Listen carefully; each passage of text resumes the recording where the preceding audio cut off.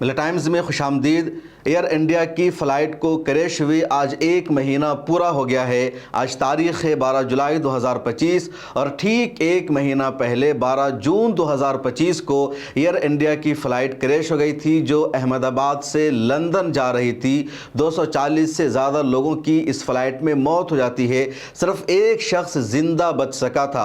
अब 1 महीना बाद बाज़ाब्ता रिपोर्ट सामने आ गई है कि फ़्लाइट कैसे क्रैश हुआ था, कैसे जहाज़ का हादसा पेश आया था, और जो रिपोर्ट सामने आई है उस पर सवाल उठने लगा है, क्योंकि उस रिपोर्ट के मुताबिक इस जहाज़ हादसा के लिए न तो सरकार जिम्मेदार है, न एयर इंडिया की कंपनी जिम्मेदार है, न इस कंपनी के सीनियर अफसरान जिम्मेदार है, और न बोइंग कंपनी जिम्मेदार है जो जहाज़ बनाती है, बल्कि ज़िम्मेदार सिर्फ वो 2 पायलट है जो इस जहाज़ को उड़ा रहे थे, एक पायलट और एक असिस्टेंट पायलट। और ये दोनों पायलट अब ज़िंदा नहीं हैं, दोनों इस दुनिया से उसी हादसे में जा चुके हैं। तो असल ज़िम्मेदार कौन है, असल गुनहगार कौन है, ये भी सवाल नहीं उठेगा। और यही वजह है कि जैसे ये रिपोर्ट सामने आई है, लोगों ने सरकार पर ही तनकीद करना शुरू कर दिया है। सरकार पर इल्ज़ाम लगने लगा कि सरकार ने बोइंग कंपनी को बचाने के लिए करोड़ों का सौदा कर लिया, और 2 पायलट जो इस जहाज़ को उड़ा रहे थे उन्हें ही बलि का बकरा बना दिया गया। उन 2 पायलटों को क्यों जिम्मेदार करार दिया जा रहा है, उसकी वजह यह है कि जो बताया गया कि ब्लैक बॉक्स की जो रिपोर्ट सामने आई है, जो कोडिफाई किया गया है, और पूरी रिपोर्ट सामने आई है, तकरीबन 15 पेज की रिपोर्ट सामने आई है। और उस रिपोर्ट में बताया गया कि पायलट ने अपने असिस्टेंट पायलट से पूछा था कि फ्यूल को, तेल को क्यों बंद किया, और असिस्टेंट पायलट ने जवाब दिया कि मैंने बंद नहीं किया। इतनी रिकॉर्डिंग मौजूद है। और अब वजह यह बताई जा रही है कि फ़्लाइट इसलिए क्रैश हुआ क्योंकि तेल की सप्लाई इंजन को बंद हो गई थी, ईंधन इंजन को नहीं पहुंच रहा था, जिसकी वजह से ये जहाज़ क्रैश हो गया। जो 15 पेजेस की रिपोर्ट आई, स्क्रीन पर आप देख सकते हैं, उसमें तफसील से इस बात को बताया गया कि एयर इंडिया की इस फ्लाइट यानी 171 में 2 इंजन था और जहाज़ लगातार काम कर रहा था। अहमदाबाद एयरपोर्ट से जहाज़ ने टेक ऑफ किया था और टेक ऑफ के 30 सेकंड बाद ही जहाज़ हादसे का शिकार हो जाता है। रिपोर्ट में भी तफसील से बताया गया कि जहाज़ एयरपोर्ट का जो एरिया है तकरीबन उसके अंदर ही हादसे का शिकार हो गया था। एयरपोर्ट की बाउंड्री से बाहर नहीं जा सका था। सिर्फ 630 फीट की ऊंचाई पर जहाज़ पहुंचा था। टेक ऑफ का जो प्रोसेस है वो भी पूरा मुकम्मल नहीं हुआ था। और ब्लैक बॉक्स में ये सुना जाता है कि पायलट ने कहा तुमने तेल को क्यों बंद किया। जो रिपोर्ट सामने हुई कि जहाज़ में 2 इंजन था और तेल इंजन को पहुंचना बंद हो गया था। इस वजह से जहाज़ के इंजन ने काम करना बंद कर दिया, जहाज़ ऊपर नहीं उठने लगा। रिपोर्ट में और तफसील बताई गई कि 2 ऑप्शन होता है, एक रन एक ऑफ, यानी स्विच होता है वहाँ। अगर स्विच को बंद कर दिया तो तेल की सप्लाई इंजन को बंद हो जाएगी, और अगर स्विच ऑन है तो फिर तेल इंजन को पहुँचता रहता है।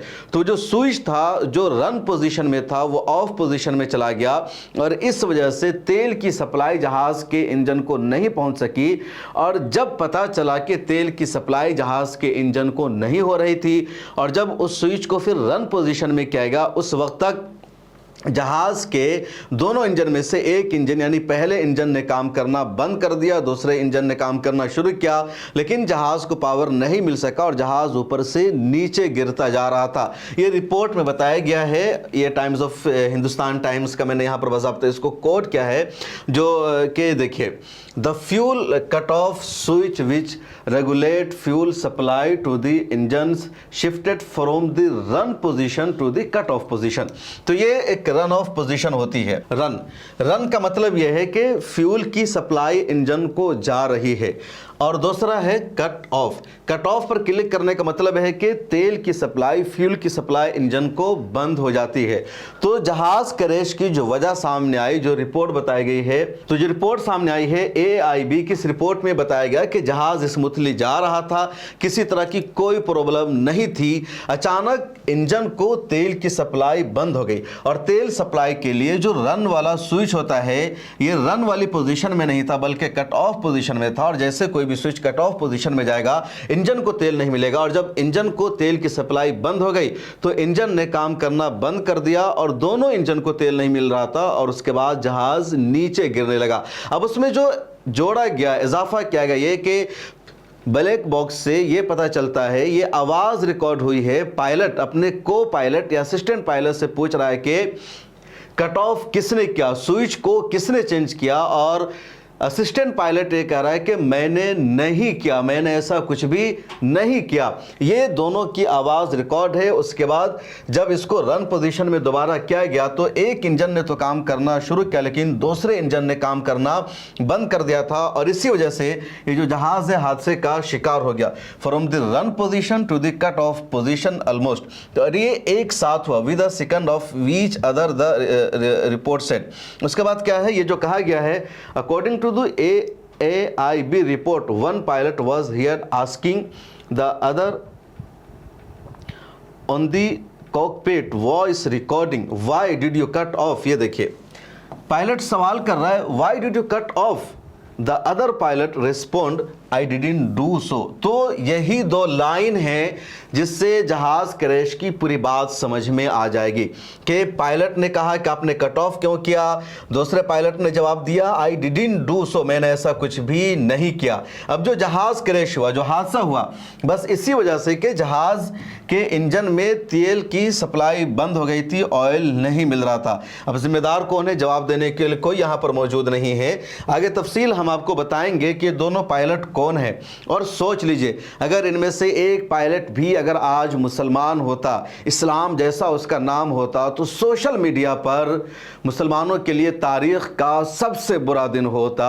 मुसलमानों को जितना ब्लेम किया जाता आप तसव्वुर नहीं कर सकते। हालांकि एक हादसा है, मुमकिन अगर गलती हुई भी होगी, लेकिन यहाँ मजहब देखकर इस तरह का फैसला किया जा सकता है। बहरहाल ये जहाज़ की पूरी तफसील है जो AIB की रिपोर्ट है उसके मुताबिक कि इसमें 229 पैसेंजर सवार थे, 12 क्रू मेंबर थे, दूसरे अफराद थे, और जो एयरक्राफ्ट मॉडल है यह था बोइंग 787 जिसको ड्रीम लाइनर कहा जाता है, और अमेरिका की कंपनी है बोइंग कंपनी, वो इस जहाज को बनाती है। अब इस रिपोर्ट से इस बोइंग कंपनी को छुटकारा दे दिएगा। अब तक जो रिपोर्ट सामने आ रही थी उसमें बोइंग कंपनी को जिम्मेदार ठहराया जा रहा था, क्योंकि बोइंग कंपनी का ये जो जहाज था काफ़ी पुराना था, 10 साल से ज़्यादा का अरसा गुजर चुका था। खुद बोइंग कंपनी के कई अफसर से पूछा गया कि ये जो जहाज़ है इस पर आप सफ़र करना चाहेंगे, तो उस कंपनी के अफसरान ने सफ़र करने से इनकार कर दिया था। हादसा होने से पहले एक वीडियो वायरल हुई थी जिसमें जब मुंबई से या शायद दिल्ली से अहमदाबाद एक बंदा गया था तो उसने उसकी वीडियो जारी की थी कि रिमोट काम नहीं कर रहा है, स्क्रीन काम नहीं कर रहा है, जो एयर फ्लाइट है उसका AC काम नहीं कर रहा है, गर्मी में सारे लोग परेशान हो रहे हैं। एयरक्राफ्ट का जो सीरियल नंबर है वो 36279, उसके बाद जो मॉडल है मैन्युफैक्चर एयरक्राफ्ट 2013। तो दिल्ली में 10 साल से पुरानी गाड़ियों को चलने की परमिशन नहीं है, लेकिन 2013 का जो एयरक्राफ्ट है 2025 तक चल रहा था, और एयर इंडिया लिमिटेड मालिक है इस जहाज़ की, और दरअसल ये हुकूमत की कंपनी थी, लेकिन टाटा ने 2 साल पहले इसको ख़रीदा था। उसके अलावा ये रजिस्ट्रेशन नंबर, सारी डिटेल्स उसकी मौजूद है। इसका जो ARC इशू था तो वो 22 मई 2025 को इशू हुआ था, और 23 मई 2026 तक ये अवेलेबल था। बहरहाल ये सारी डिटेल्स आगे कुछ और चीज़ें बताएंगे और दोनों पायलट कौन है, लेकिन यहाँ पर आपसे गुजारिश है कि प्लीज़ इस QR कोड को आप स्कैन कर लीजिए और मिल्लत टाइम्स के सब्सक्राइबर बन जाइए, मेंबर बन जाइए। ज़्यादा नहीं, सिर्फ 99 रुपये की सब्सक्रिप्शन आपको लेनी है। मिल्लत टाइम्स सिर्फ यूट्यूब पर नहीं है, मिल्लत टाइम्स की वेबसाइट है, 3 ज़ुबानों में हम शॉर्ट फॉर्म में आपको ख़बरें पहुंचाते हैं, सोशल मीडिया पर हर जगह। और मिल्लत टाइम्स जब ये सब कर रहा है तो मिल्लत टाइम्स को सपोर्ट करना भी आपकी ज़िम्मेदारी है। जिस तरह आप एक न्यूज़पेपर ख़रीद कर पढ़ते हैं या नेटफ्लिक्स पर जा कर के आप कोई प्रोग्राम देखते हैं और पैसे पे करते हैं, तो 99 रुपया मिल्लत टाइम्स को मंथली पे कीजिए। बहुत आसान है। इस QR कोड को आप स्कैन कर लीजिए, या नीचे डिस्क्रिप्शन में या पहले कमेंट में एक लिंक मौजूद होगा, उस पर जैसे आप क्लिक करेंगे इस तरह का एक पेज आपके मोबाइल पर खुल जाएगा। यहाँ 2-3 ऑप्शन है। एक ऑप्शन 99 रुपये का है, एक ऑप्शन जो है 500 का है। तो आपको सिर्फ ये 99 रुपये का क्लिक करना है। जैसे 99 रुपये पे क्लिक करेंगे उसके बाद यहाँ सब्सक्राइब नाउ पे आपको क्लिक करना है। इस पर क्लिक जैसे आप करेंगे फिर इस तरह का एक पेज खुल जाएगा। यहाँ आपको ईमेल आईडी डालनी है, यहाँ फ़ोन नंबर, यहाँ अपना नाम डालना है और प्रोसीड टू पे पर आ जाना। जैसे आप इस पर क्लिक कर देंगे उसके बाद आपके सामने ये पेज खुल जाएगा। यहाँ UPI ID या मोबाइल नंबर डालने का है। तो इस पर क्लिक करने के बाद आपको यहाँ अपना मोबाइल नंबर डालना है। मोबाइल नंबर जैसे आप अपना डाल देंगे पे नाउ पे क्लिक करना है। पे नाउ पर जैसे आप क्लिक करेंगे तो आपका जो मोबाइल नंबर गूगल पे, फ़ोन पे या पेटीएम जिससे भी लिंक रहेगा उसका नोटिफिकेशन आपको सामने स्क्रीन के ऊपर कुछ ही देर में शो करेगा। उसके बाद आपको यहाँ पर क्लिक करना है। यहाँ पर क्लिक करेंगे तो इस तरह का ऑप्शन आ जाएगा और अप्रूव ऑटो पे कर देना है। फ़ोन पे से करेंगे तो इस तरह का ऑप्शन आ जाएगा, पेटीएम से करेंगे तो इस तरह का ऑप्शन आ जाएगा। तो प्लीज़ इसको आप अभी कीजिए और मिल्लत टाइम्स के मेंबर और सब्सक्राइबर बन जाइए। अपने दोस्तों से भी अपील कीजिए कि वो भी मिल्लत टाइम्स के सब्सक्राइबर बन जाए। और आइए अब आपको बताते हैं कि ये 2 पायलट हैं जो उस जहाज़ में मौजूद थे। पहले है कैप्टन सुमित सभरवाल और दूसरे हैं जो फर्स्ट ऑफिसर भी कहा जाता है या इनको को पायलट भी कहा जाता है, ये है सिविल कुंडर। इनकी 32 साल एज है और इनकी 26 साल एज है। तो 56 या 32, एक 50 को क्रॉस कर चुके हैं, एक ने 30 को क्रॉस किया है। तो 12 जून को एयर इंडिया की फ़्लाइट 171 जो क्रैश हुई थी उसमें ये दोनों पायलट सवार थे। ये दोनों इस दुनिया से जा चुके हैं, जिंदा नहीं बचे। लेकिन अब जो प्लेन क्रैश की जो पूरी थ्योरी बताई गई है, पूरी रिपोर्ट बताई गई, उसमें यही कि इन दोनों में से ही किसी ने स्विच को रन पोजीशन से कट ऑफ पोजीशन में कर दिया था। इस वजह से तेल इंजन को नहीं जा सका। तो किसी ने किया और बाज़ाब्ता रिपोर्ट में दावा कर दिया गया कि आवाज़ भी सुनी गई है कि रन से कट ऑफ पोजीशन में बटन गया, स्विच गया, ऑटोमेटिक नहीं हुआ। अब इस रिपोर्ट का मतलब समझिए। इसका मतलब यह है कि बोइंग कंपनी जिम्मेदार नहीं है।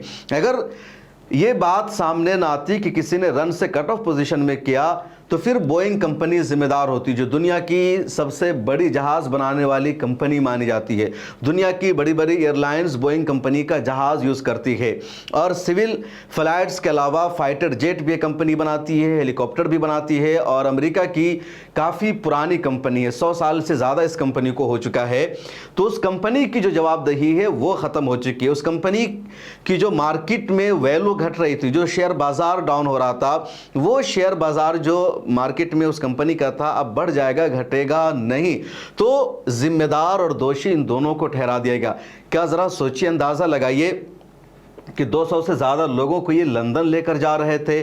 गुजरात के साबिक मुख्यमंत्री उस जहाज़ में मौजूद थे और ये दोनों ऐसी हरकत कर सकते हैं कि जहाज़ की स्विच को रन पोजीशन से कट ऑफ पोजीशन में कर देंगे और पूरा जहाज़ क्रैश हो जाएगा। ये पॉसिबल नहीं है, लेकिन जिम्मेदार इन दोनों को ठहरा दिया गया। दोनों जिंदा नहीं हैं, कब्र से आकर के या इनकी रूह आकर के बताएगी नहीं कि क्या कुछ हुआ। और सबूत के तौर पर कह दिया गया कि ब्लैक बॉक्स से जो रिपोर्ट सामने आई है उसमें इन दोनों को बोलते हुए सुना गया है।